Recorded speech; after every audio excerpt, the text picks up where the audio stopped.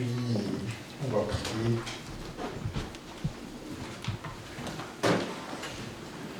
Chacun de nous va prendre le temps de rendre grâce, puis de remettre ce temps entre les mains du Seigneur. Levons la voix et puis prions. Excellent Père de grâce, nous voulons te remettre ce temps de partage. Seigneur, nous prions que ton Saint-Esprit vienne et remplisse nos cœurs. Seigneur, que rien de ce qui sortira de ma bouche, Seigneur, ne vienne de moi-même, mais que tout soit inspiré de toi seul, glorieux Saint-Esprit. Seigneur, je prie que chacun de nous ici ait le cœur ouvert.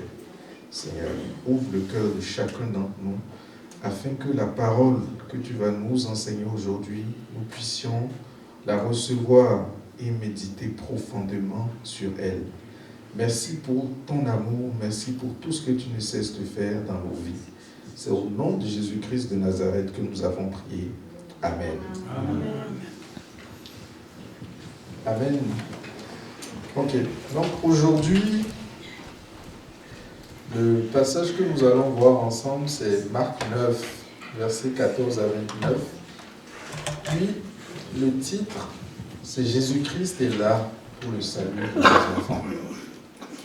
Jésus-Christ est là pour que nos enfants se portent bien, pour que les relations avec nos enfants soient bonnes et remplies d'amour. Vous voyez les statistiques ici?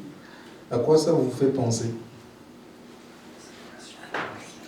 Là, on a le comportement d'agressivité, de conduite délinquante des enfants du secondaire. Donc, dans la première colonne, on voit ce que c'était en 2010-2011. Puis, 6 ans après, on voit que ça a baissé. Mais 6 ans après encore, on remarque que ça a recommencé à monter.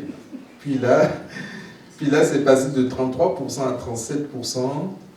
Le comportement imprudent, les comportements imprudents sont restés assez stables, mais la conduite délinquante est passée de 33% aussi à 37%.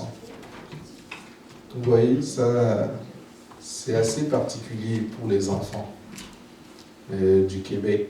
Présentement, les jeunes du Québec, les jeunes au Québec, c'est assez particulier ce qu'ils vivent. Puis, ça m'a amené à réfléchir beaucoup. Parce que j'ai demandé au Seigneur, quand je méditais ce passage, de me faire vivre le passage.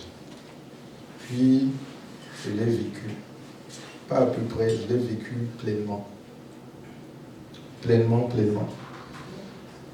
Donc, dans ce passage, il y a 2 choses que je vais partager avec vous aujourd'hui. On va étudier les attitudes du père de l'enfant. Parce qu'on est tous, on a des gens dans l'assemblée qui sont des parents. Donc, il y a l'identité du père ou de la mère qu'on va étudier aujourd'hui. Et puis, on va s'identifier aussi aux disciples. Les 2 vont de pair. Parce que pour être un parent qui a de l'impact, un père ou une mère qui a de l'impact sur son enfant, il faut être un bon disciple de Christ. Amen. Amen. Donc on va commencer la lecture ensemble.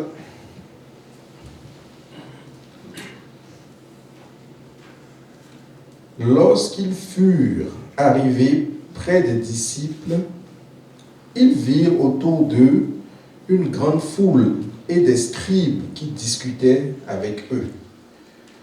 Dès que la foule vit Jésus, elle fut surprise et accourut pour le saluer. Et il leur demanda, « Sur quoi discutez-vous avec eux ?» Vous voyez? Et ici, ça me montre que, vous voyez, la foule était surprise de l'arrivée de Jésus. Ça me montre ici que le Seigneur Jésus n'est pas en retard. Et il vient toujours au bon moment dans nos vies. Il vient toujours au bon moment dans nos vies. Et il faut prier le Saint-Esprit pour que nous discernons ces moments-là pour ne pas les rater. Amen. Et On sait très bien que lorsqu'il y a une foule qui s'assemble quelque part, soit c'est un drame qui a dans cet endroit un scandale ou un événement qui sort de l'ordinaire. Souvent, c'est dans ces trois cas-là qu'on va voir des foules se réunir. Et Jésus demande ce qui se passe. Jésus demande de quoi discutez-vous avec eux. Et un homme dans la foule va répondre,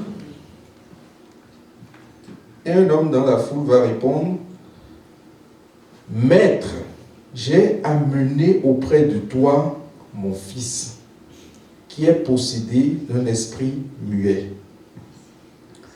En quelque lieu qu'il le saisisse, il le jette par terre. L'enfant écume, grince des dents et devient tout raide. Vous voyez ce passage-là m'a touché beaucoup, parce que ici on voit un père qui ne sait plus quoi faire, qui est désespéré de la situation avec son enfant, de ce qui se passe avec son enfant. Et qu'est-ce qu'il fait? Il amène auprès de Jésus son enfant. Donc, c'est une attitude que nous devons prendre comme exemple.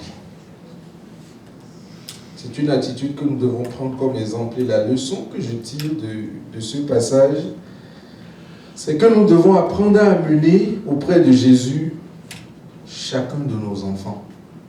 Nous devons avoir cette discipline-là, cette habitude-là, de les présenter à Jésus.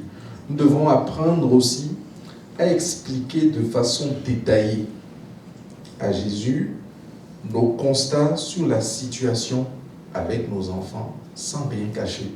Parce que de toute façon, rien ne lui est caché. Mais il veut quand même qu'on vienne à ses pieds, qu'on lui ouvre notre cœur, puis qu'on lui dise ce qui ne va pas. Là, on est vraiment dans des cas où ça ne va pas avec nos enfants, ça ne va pas la relation avec un enfant.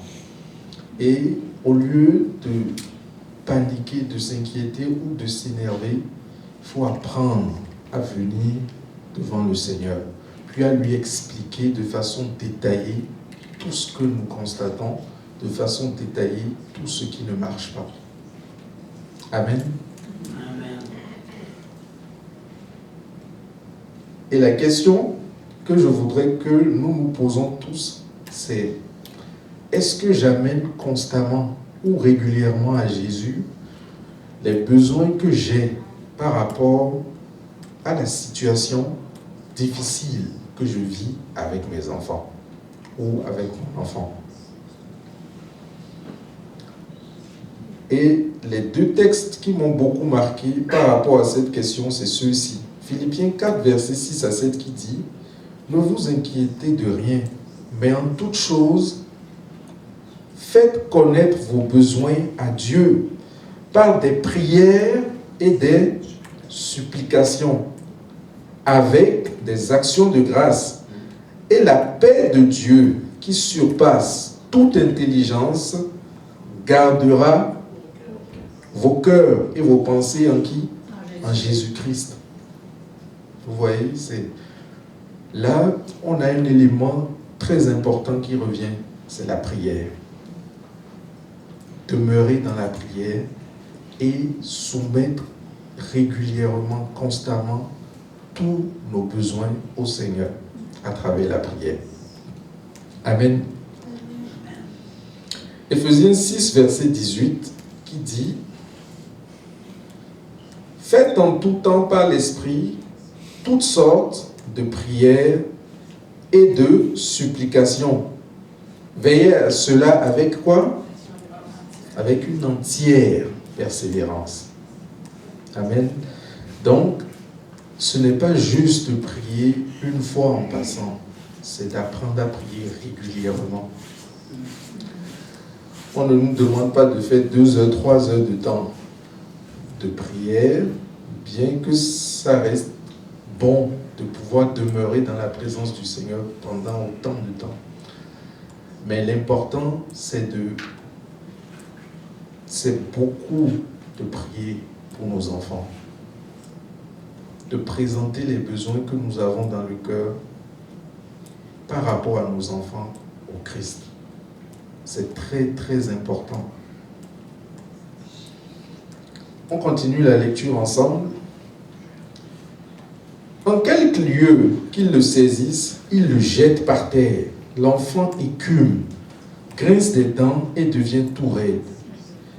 J'ai prié tes disciples de chasser l'esprit et ils n'ont pas pu. Amen. J'ai prié tes disciples de chasser l'esprit et ils n'ont pas pu. On reviendra sur ça tantôt. Mais en attendant, ce que je veux qu'on retienne de ce passage, c'est que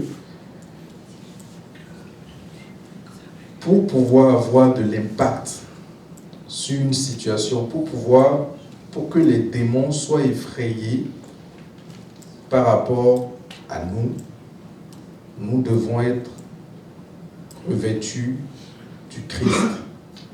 Nous devons être des disciples de Christ. Race incrédule,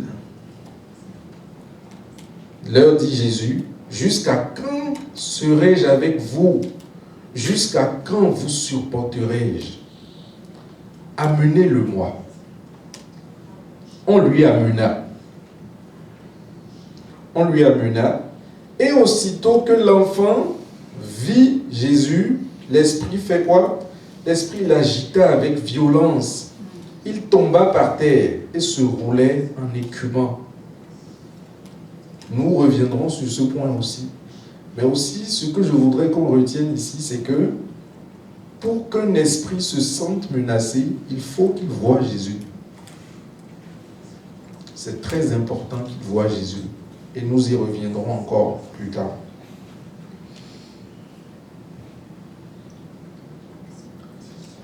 Jésus demanda au Père, combien y a-t-il de temps que cela lui arrive? Depuis son enfance, répondit-il. Et souvent, l'esprit l'a jeté dans le feu et dans l'eau pour faire quoi? Pour le faire périr. Donc vous voyez ici, là, ce n'est pas juste pour faire du mal à l'enfant, c'est pour le faire périr. Donc ça va loin quand le diable se mêle dans les relations entre les parents puis les enfants.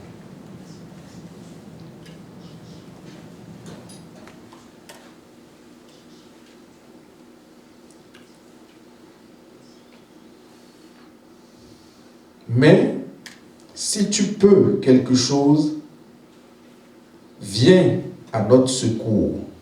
Aie compassion de nous. Mais si tu peux quelque chose, viens à notre secours et aie compassion de nous. Et là, je me suis posé une question.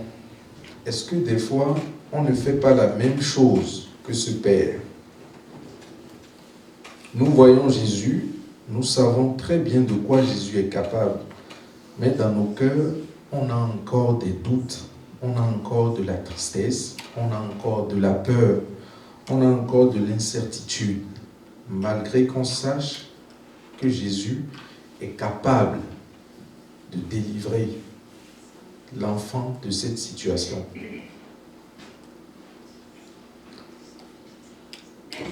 Est-ce qu'on peut condamner cet homme de l'incertitude de son cœur? À votre avis? Est-ce qu'on peut condamner le fait qu'il soit incertain par rapport à la situation? Je vous écoute. Non. Non, hein? Non. Non. On ne peut pas le condamner. On ne peut pas le condamner d'avoir été incertain. Puis, je me suis posé aussi la question de savoir pourquoi cet homme a tant de doutes, malgré qu'il ait entendu parler de Jésus aussi. Parce que quand Jésus est arrivé, la foule a été surprise puis allait le saluer.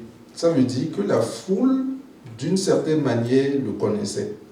Vous voyez, il n'est pas étranger à la foule. Donc, ils ont une connaissance de ce que Jésus est capable de faire. Mais, malgré ça, il avait des doutes. Là, je me suis posé la question de savoir pourquoi, malgré tout ça, il a des doutes. Puis vous vous souvenez, au verset précédent, on avait lu « J'ai prié tes disciples de chasser l'esprit, mais ils n'ont pas pu. » Pourtant, ces disciples, si on remonte dans Marc 6, ils avaient, dans Marc 3, versets 13 à 19, Jésus leur avait déjà donné le pouvoir de chasser les esprits, de délivrer des gens des esprits et de guérir des malades. Et si on descend à Marc 6, versets 7 à 13, c'est la partie où Jésus les a envoyés en mission. Et au verset 13, c'était même écrit qu'il chassait beaucoup de démons et il soignait d'huile beaucoup de malades et les guérissait. Mais malgré tout ça, ils n'ont pas pu chasser cet esprit. Vous voyez, c'est normal que ce père-là commence à avoir beaucoup d'incertitudes dans son esprit. Parce que les disciples de Jésus n'ont pas pu le faire. Ce n'est pas des disciples de d'autres personnes. Vous comprenez, c'est vraiment des disciples de Jésus qui ont été oints par Jésus lui-même. Mais ils n'ont pas pu chasser cet esprit. Donc, malgré que les disciples soient oints par le Seigneur, lui-même, pour chasser des démons, guérir des malades, pour ce cas précisément, ils n'ont pas réussi à le faire. Et ça, c'est une source de découragement pour ce parent, pour ce père. À sa place, comment auriez-vous réagi?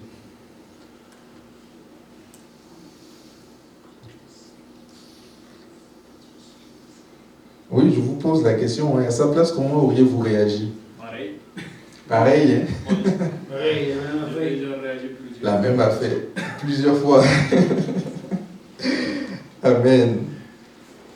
Donc, vous voyez ici, comment est-ce qu'on aurait réagi? On aurait réagi probablement pareil. Mais ce qui est beau ici, dans ce cas, c'est ce que le papa va faire. Ici, il va dire, si on continue la lecture, Jésus lui dit, si tu peux, tout est possible à celui qui croit. Et qu'est-ce que le père de l'enfant va répondre? Je crois, viens au secours de mon incrédulité. Vous voyez? On aurait probablement réagi pareil, mais il faut qu'on aille plus loin, comme ce qu'il a fait. C'est que malgré les doutes qu'il a dans le cœur, malgré les incertitudes qu'il a dans le cœur, il dit, je crois. Mais à cela, il ajoute quelque chose, parce qu'il sait qu'il a des doutes dans le cœur. À cela, il va ajouter, viens au secours de mon incrédulité. Amen. Et ça, nous devons apprendre à le faire. Nous devons apprendre à présenter au Seigneur les cas qui sont difficiles par rapport à nos enfants, par rapport à d'autres cas. Mais quand nous savons que dans nos cœurs, nous sommes incertains par rapport à des situations, nous devons prendre le temps de dire au Seigneur, viens au secours de mon incrédulité. Parce que j'ai des doutes, parce que je suis incertain par rapport à la situation, parce que je ne sais pas quoi faire, je ne sais pas quoi penser. Viens au secours de mon incrédulité. Jésus, voyant, un instant, voyons. Ok, donc on continue la lecture. Le papa de l'enfant s'écria aussitôt, « Je crois, viens au secours de mon incrédulité. » Et qu'est-ce qui se passe ensuite? Jésus, voyant accourir la foule, menaça l'esprit impur. Ok. Menaça l'esprit impur et lui dit, « Esprit muet et sourd, je te l'ordonne, sors de cet enfant et n'y rentre plus. » Et il sortit en poussant des cris. et en l'agitant avec une grande violence. L'enfant devint comme mort, de sorte que plusieurs disaient qu'il était mort. Mais qu'est-ce que Jésus fait par la suite?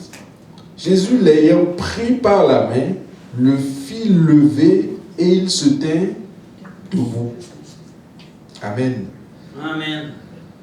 Même lorsque la situation semble complètement désespérée, même lorsque on pense que le cas est complètement, comment je vais dire ça, c'est complètement fini, il n'y a plus aucun espoir, Jésus vient toujours nous prendre par la main, nous faire lever et nous garder debout. Amen. Amen. Et c'est ce qu'il est là pour faire aussi pour nos enfants. Et ça, c'est pour ceux qui vivent particulièrement des relations difficiles avec leurs enfants. C'est la prière que je voudrais qu'on fasse pour eux, pour chacun de ces enfants-là. C'est d'apprendre à demander à Jésus, viens à mon secours, viens secourir mon enfant. Amen.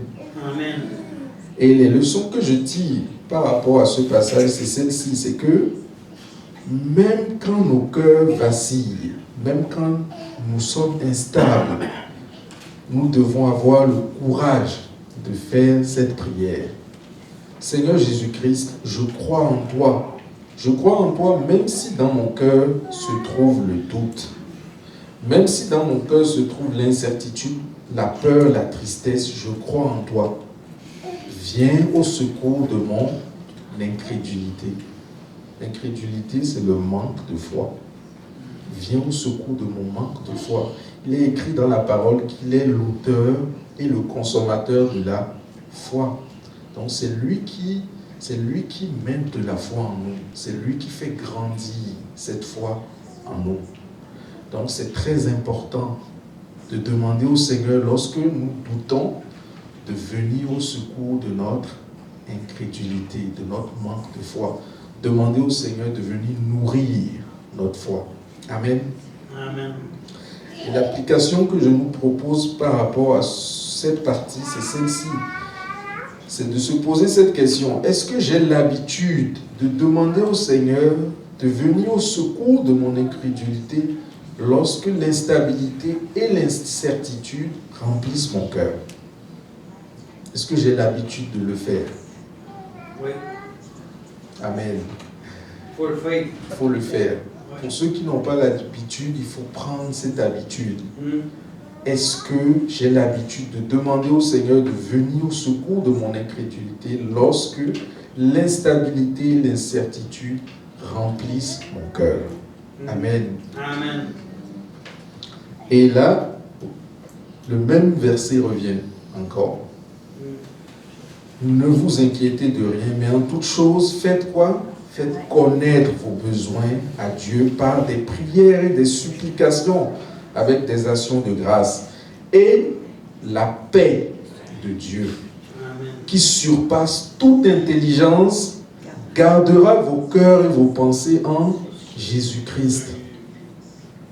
C'est garder nos cœurs et nos pensées en Jésus-Christ qui nous permet de prier avec efficacité pour nos enfants. Amen.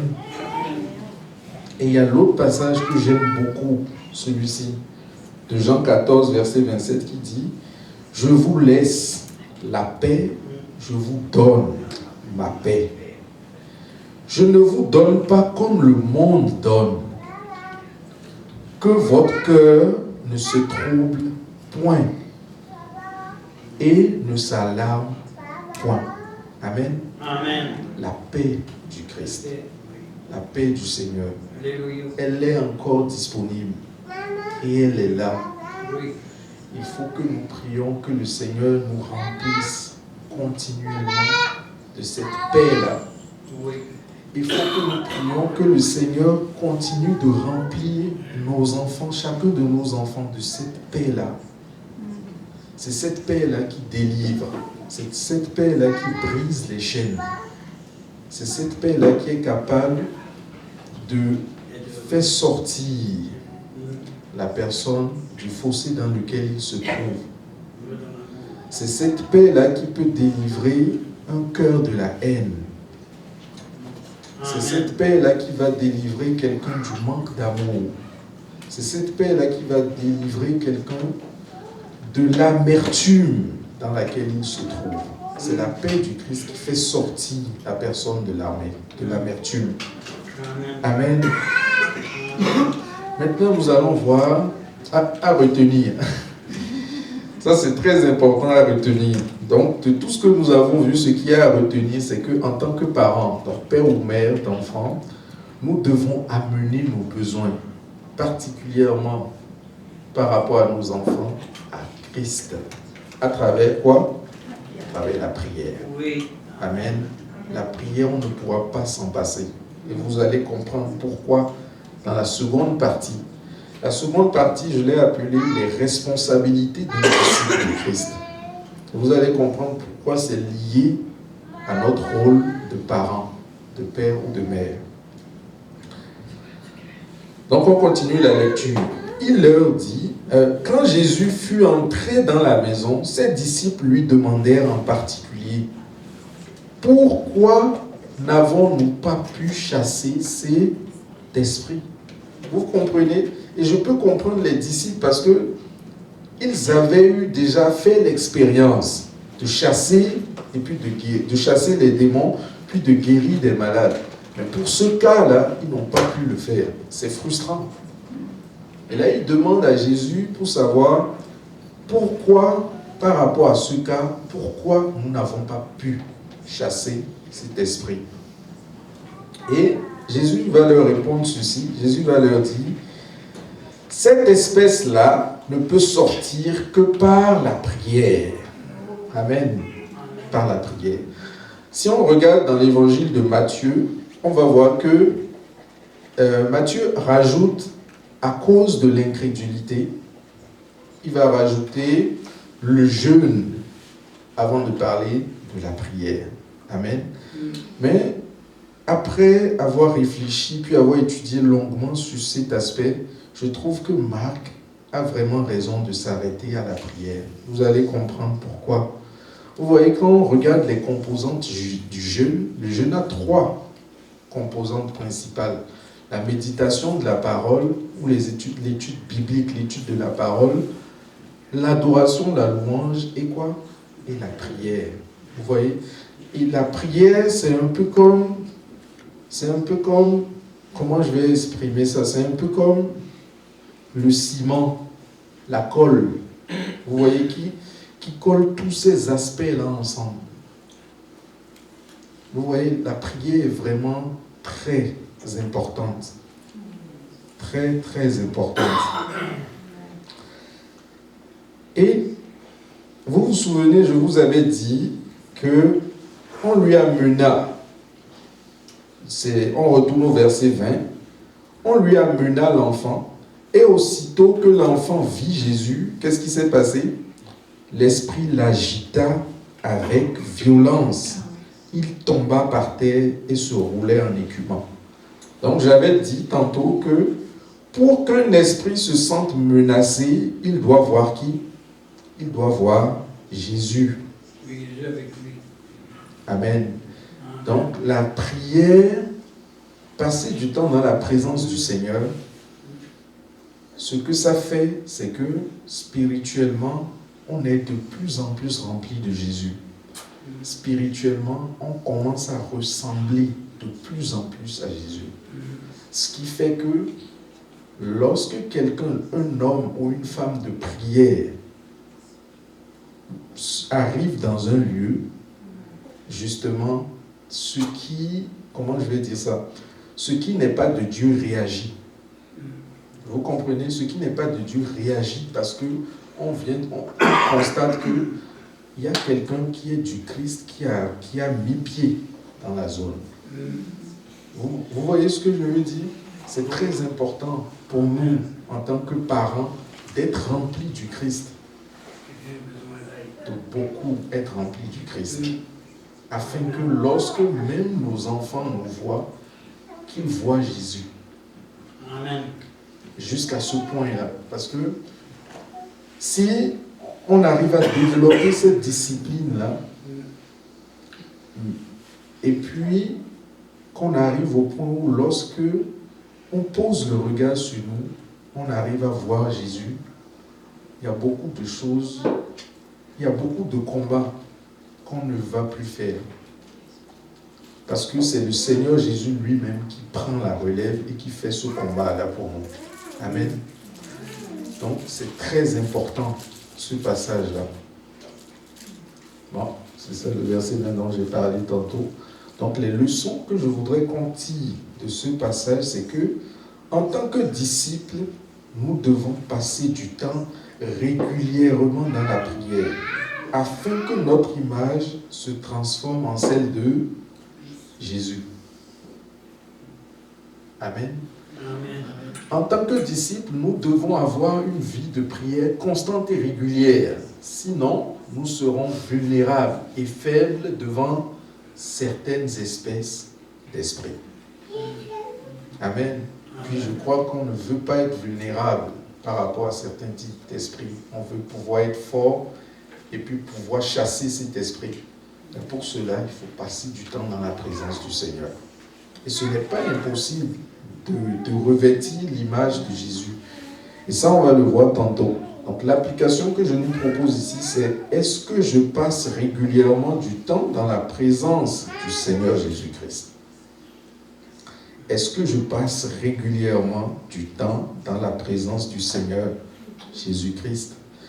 Et nous allons lire ensemble ce passage. 2 Corinthiens 3, verset 18, qui dit: nous tous qui, le visage découvert, contemplons comme dans un miroir la gloire du Seigneur, qu'est-ce qui se passe? Nous sommes transformés en la même image.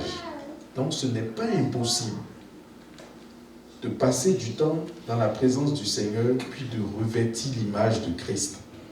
Nous tous qui, le visage découvert, contemplons comme dans un miroir la gloire du Seigneur, nous sommes transformés en la même image, de gloire en gloire. Voilà en effet ce que réalise le Seigneur qui est l'Esprit. Amen. Amen. Et notre verset, qui est le verset, je dirais, du jour. Ne vous inquiétez de rien, mais en toute chose, faites connaître vos besoins à Dieu par des prières et des supplications avec des actions de grâce. Et la paix de Dieu qui surpasse toute intelligence gardera vos cœurs et vos pensées en Jésus-Christ. Amen. Donc, le résumé de tout ceci, c'est la prière. Jésus est là pour délivrer nos enfants. Mais pour cela, il faut que nous aussi, en tant que parents, nous soyons des disciples. Nous soyons des hommes puis des femmes de prière. Amen. Des hommes de Dieu, oui. Des hommes, des femmes de Dieu. Donc, en conclusion, ce qu'il y a à retenir et qui est très essentiel, Jésus est capable de délivrer nos enfants lorsque ça va mal. Ça, c'est certain. Il n'y a pas de doute là-dessus. Mais pour cela, voici ce qu'il faut. Avoir foi en lui. Si on a des doutes, lui demander de venir au secours de notre incrédulité, de notre manque de foi. Il viendra au secours de notre manque de foi. La deuxième étape, c'est faire quoi? C'est amener à Jésus-Christ chacun de nos enfants, qu'ils soient présents avec nous physiquement ou non. S'ils ont déjà quitté la maison puis qu'ils habitent ailleurs, on est capable de les amener devant le Seigneur dans la prière. C'est pour ça que la prière est tellement importante. Et s'ils sont avec nous physiquement, encore mieux.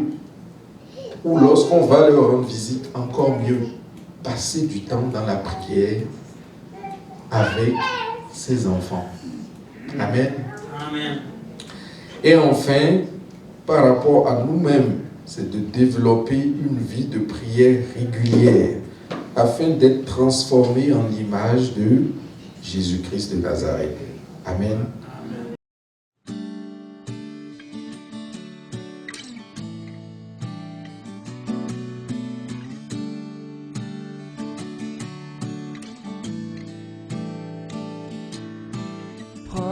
prosterner à tes pieds. Je viens, Jésus, devant toi, adorer, magnifier celui qui s'est sacrifié, quittant ton Père pour la terre. Tu as laissé ta gloire et au calvaire tu t'es offert. Tu es le roi de gloire. Pour qui tu es, je lève ton saint nom. Pour qui tu es, je veux te donner la gloire. Pour qui tu es, je viens devant ton trône, prosterné pour t'adorer.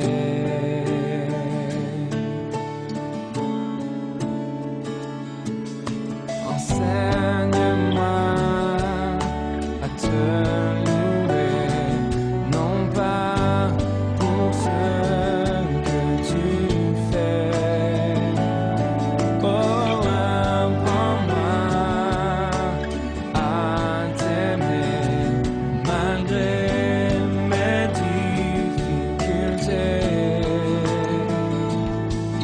Et même si je ne vois pas ta main posée sur moi, tu as promis qu'à chaque pas, tu serais près de moi. Pour qui tu es, je lève ton saint nom. Pour qui tu es,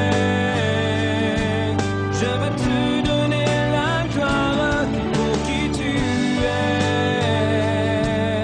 je viens devant ton trône, prosterné pour t'adorer.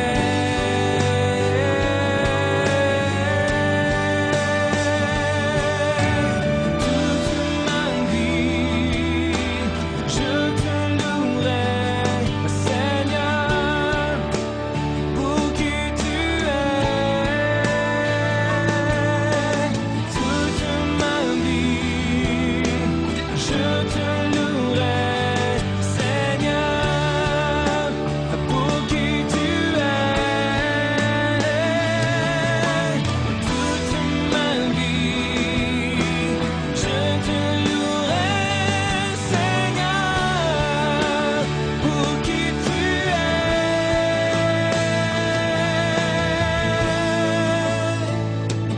Pour qui tu es, je lève ton saint nom. Pour qui tu es.